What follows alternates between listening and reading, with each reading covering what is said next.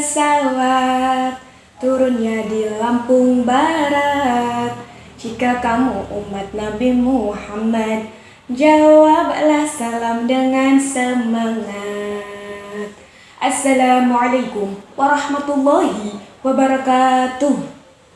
Rabbi shrah li sadri wa yassir li amri wahlul 'uqdatam min lisani yafqahu qawli. Amma ba'du. Pertama-tama dan yang paling utama, marilah kita panjatkan puja dan puji syukur kehadirat Allah Subhanahu wa taala yang telah memberikan kita rahmat, taufik, hidayah serta inayahnya sehingga bisa berkumpul dalam keadaan sehat walafiat. Tak lupa juga selawat beserta salam semoga terlimpah curahkan pada junjungan kita Nabi besar, Nabi Agung Muhammad sallallahu alaihi wasallam yang telah membawa kita dari zaman jahiliyah menuju zaman yang terang benderang, yakni Adinul Islam. Yang terhormat segenap dewan juri yang adil dan bijaksana, serta teman-temanku semuanya seperjuangan, Bapak Ibu GPAI Kabupaten Blitar, semoga Allah Subhanahu wa taala senantiasa memberikan rahmat pada setiap langkah kita untuk terus syiar, untuk terus berjuang mencerdaskan kehidupan bangsa lewat pondasi agama. Pada kesempatan ini, saya ingin menyampaikan sebuah tema yang berjudul cara agar hati kita ridho terhadap takdir Allah Subhanahu wa taala. Teman-teman, pernahkah teman-teman merasakan gelisah dengan beban berat yang dibawa? Misalnya saja ketika mengalami kekurangan harta, atau mungkin ditinggalkan oleh orang yang kita cintai untuk sementara waktu atau selama-lamanya, yang menyebabkan semangat kita patah, kemudian pasrah, lalu menghentikan langkah, dan pada akhirnya menyebabkan kita ingin menyerah. Ketahuilah teman-teman bahwa pada saat itu Allah Subhanahu wa taala sedang memberikan ujian kepada kita. Lalu mengapa Allah Subhanahu wa taala memberikan ujian kepada kita? Allah Subhanahu wa taala tahu semua yang terbaik untuk kita. Teman-teman, kita hanya manusia biasa. Kita tidak mengetahui akhir dari setiap perjalanan kita akan bagaimana. Ending dari perjalanan hidup kita akan seperti apa. Akhir dari perjalanan ujian yang Allah Subhanahu wa taala berikan kepada kita, maksud dan tujuannya untuk apa.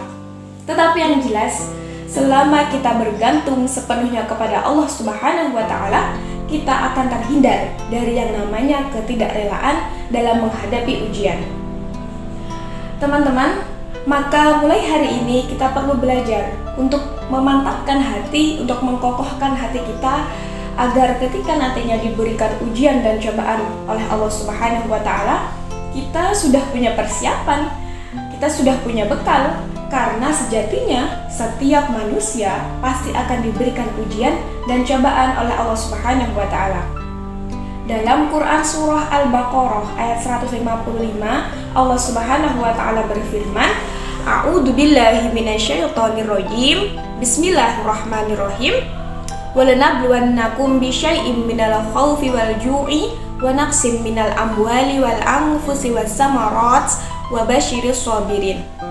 Kata Allah, setiap manusia pasti akan diberikan sedikit ketakutan, kekurangan harta, jiwa, buah-buahan, dan sampaikanlah kabar gembira kepada orang-orang yang sabar.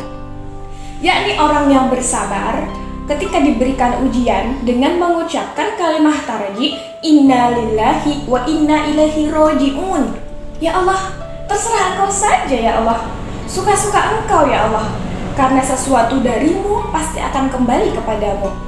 Hanya saja berikan aku bahu yang kuat untuk memikul semua takdir-takdirmu. Berikan aku hati yang luas untuk menjalankan semua takdirmu dengan baik. Jadi terserah Allah teman-teman. Mau mengatur hidup kita bagaimana, suka-suka Allah. Tugas kita sebagai manusia hanya menjalankan takdir Allah dengan sebaik-baiknya.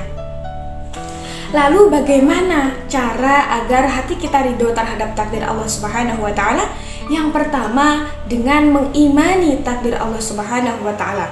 Kata Rasulullah sallallahu alaihi wasallam, Allah telah mencatat takdir setiap makhluknya 50.000 tahun sebelum penciptaan langit dan bumi. Masya Allah sekali teman-teman. Jadi semua yang terjadi di dunia ini, rezeki, maut, jodoh, kebahagiaan, sudah Allah atur, sudah Allah tuliskan 50.000 tahun yang lalu sebelum penciptaan langit dan bumi.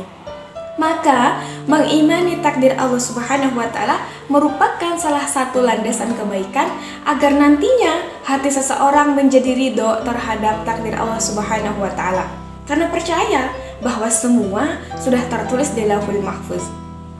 Lalu cara yang kedua adalah dengan meyakini bahwa di setiap ujian dan cobaan dari Allah pasti mengandung hikmah.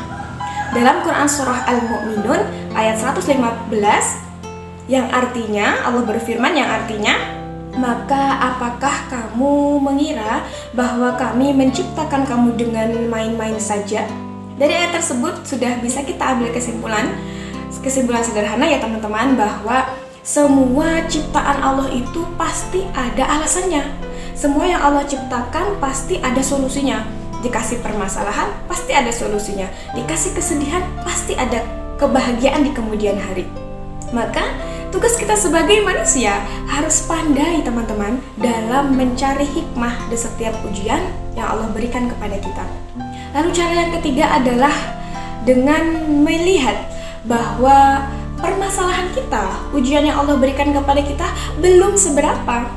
Maka kata Rasulullah SAW, siapa saja yang merasa berat ketika menjalankan musibah atau ujian dari Allah, maka ingatlah ujian yang menimpaku.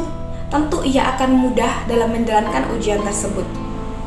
Teman-teman, lihatlah ujian Rasulullah dari kecil. Sudah yatim piatu, ditinggalkan pamannya, ditinggalkan kakeknya, diusir dari tanah kelahirannya sendiri, ditinggal mati oleh sahabat-sahabatnya yang syahid untuk membela agama ini, kehilangan istri tercinta, kehilangan harta benda dan semuanya. Maka jangan mengeluh teman-teman. Ujian yang kita alami ini belum seberapa dibandingkan ujian yang dialami oleh Rasulullah SAW. Maka lihatlah ke sekeliling kita, masih banyak yang kehidupannya lebih sulit daripada kita, masih banyak yang kehidupannya lebih menderita daripada kita. Maka tugas kita hanyalah seharusnya bersyukur dengan apa yang kita miliki saat ini, bersyukur dengan apa yang kita jalani hari ini. Teman-teman, dari yang saya sampaikan tadi bisa kita ambil kesimpulan secara sederhana bahwa janganlah kalian menjadi manusia yang amatir, yang ingatnya hanya derita, luka dan lara. Tapi ingatlah segala bentuk nikmat yang Allah berikan kepada kita, nikmat yang sering luput dari rasa syukur kita. Jadilah manusia yang kafah, manusia yang menyeluruh dalam menjalankan segala perintahnya dan menjauhi larangannya. Dan jadilah manusia yang pandai bersyukur, agar kita terhindar dari sifat yang kufur. Teman-teman, cukup sekian yang dapat saya sampaikan. Semoga bisa diterima dengan baik dan semoga kita bisa bertemu di lain kesempatan. Akhirul kalam, wabillahi taufiq wal hidayah, waridha wal inayah. Wassalamualaikum warahmatullahi wabarakatuh.